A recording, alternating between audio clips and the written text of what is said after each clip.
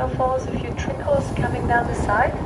And there's fairy falls and pixie falls, firstly, 80 and 90 meters tall. And I want to try to give you a little bit of scale. Fairy falls on the right hand side, 80 meters tall, twice the length of the boat you're traveling on today, would fit underneath this waterfall. Next waterfall to look at is the one located to the beach, and this one is called Bridal Veil Falls.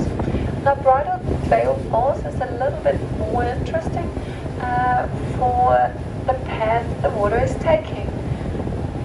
Bridal Veil Falls, the water is coming down a crack or chasm in the mountainside, and believe it or not, this crack or chasm will come into view in a couple of moments while we are cruising past. It is an active fault line. Now the Pembroke-Tutuka fault line is taking pressure of one of the main geological features of New Zealand, the Southern Alps. A few kilometers from here, there's two continental plates that are colliding, and they are arching up the highest mountains in New Zealand. Now, if it wasn't for the Pembroke-Tutuka fault line, the main alpine fault would be rupturing more frequently in higher magnitude earthquakes. And these days, it is known that the main alpine fault is going every 300 years or so with a magnitude 8 earthquake.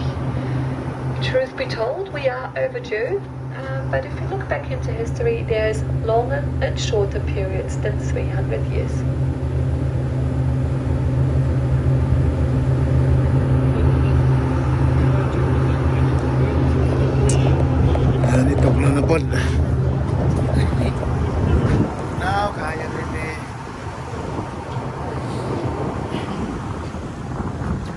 Good afternoon, team. An announcement from our team down in the galley. If you have a buffet pass and you have not yet used it, now would be an excellent time to do so, as the buffet will be closing in the next couple of minutes. So if you have yet to use your buffet pass, head on down to the team and they'll be able to sort you out. Thank you. Closing down in the next few months. What's the last next few months?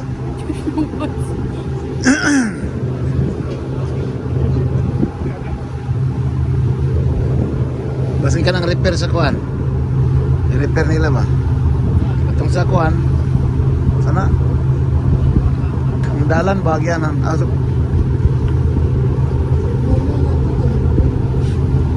balik na?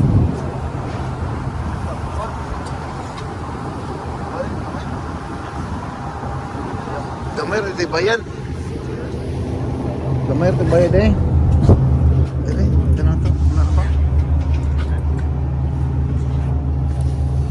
Tuara man. Siya. Tuara man gol mag-bit pa.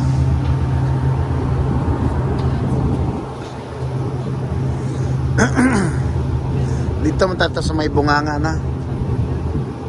Paingon.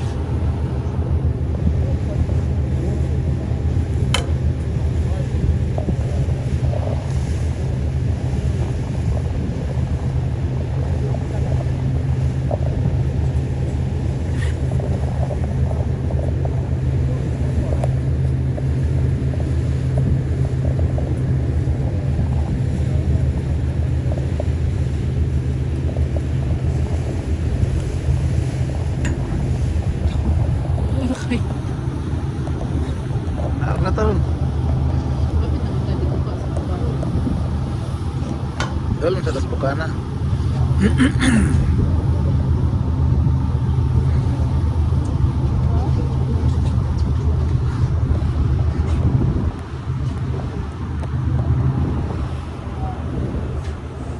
Sushi.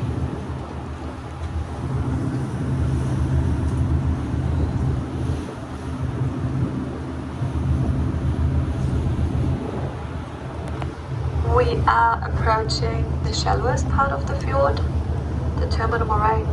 And a terminal moraine is just a fancy expression for a pile of rocks. This is where the glaciers have met the sea in the past and were melted off. Glaciers are moving under their own weight. Gravity is the force moving them through the weaker veins of rock. And while that happens, they're breaking off big chunks of rock debris and rubble. They're exposed and creating a barrier to the open ocean. Off to your right in the time, we got the Tasman Sea. One of the roughest patches of seas in the world. Right after Drake's Passage in the south of Chile, in the south of Cape Horn. So you will start to feel the motion of the ocean just a little bit more. If you're unsteady on your feet, please make use of those handrails. Or sit down if you are feeling the need to.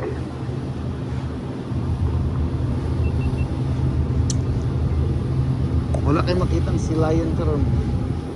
Ba? Ano yung sauna? Dito madapin. Akuan ba na sana sa sana ikuan? Silayan ba na? Lagi.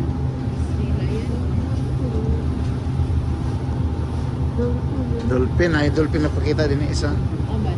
Gani ah. Sabay.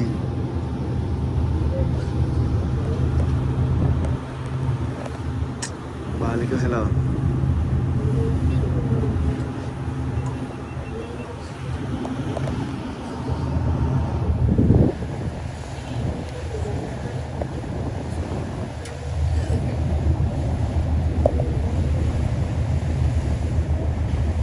Pinaka-oras dire padong Milford.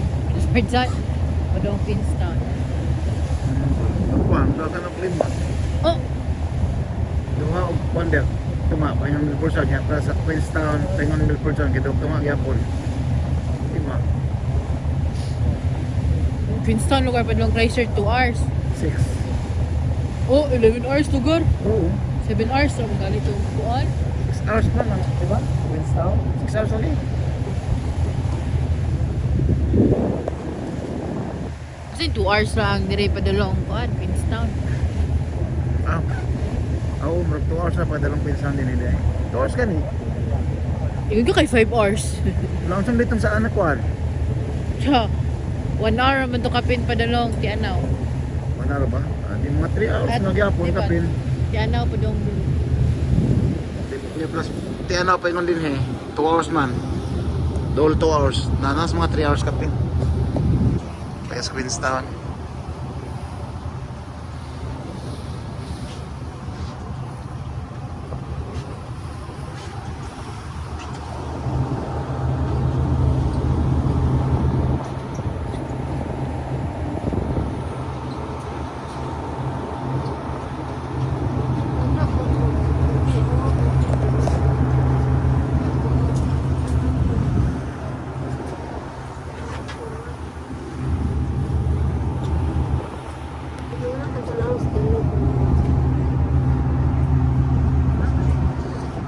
Kalahos mo tapos din nila balik diretso.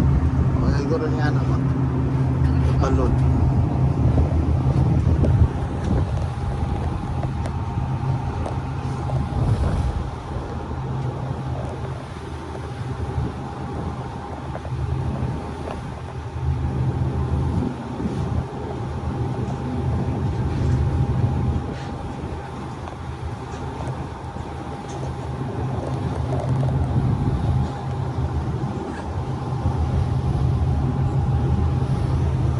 Now I want to test your eyesight. If you look at around 1 o'clock of the boat, there is something on the horizon.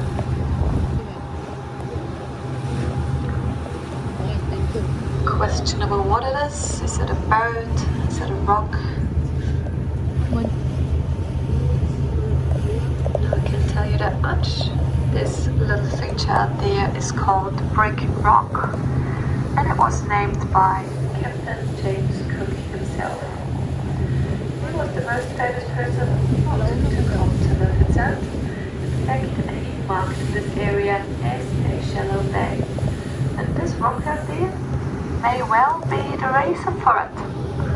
He thought there is one hazard in the water, so there may be even more hidden underneath the surface, and he didn't want to bring himself or his crew into danger.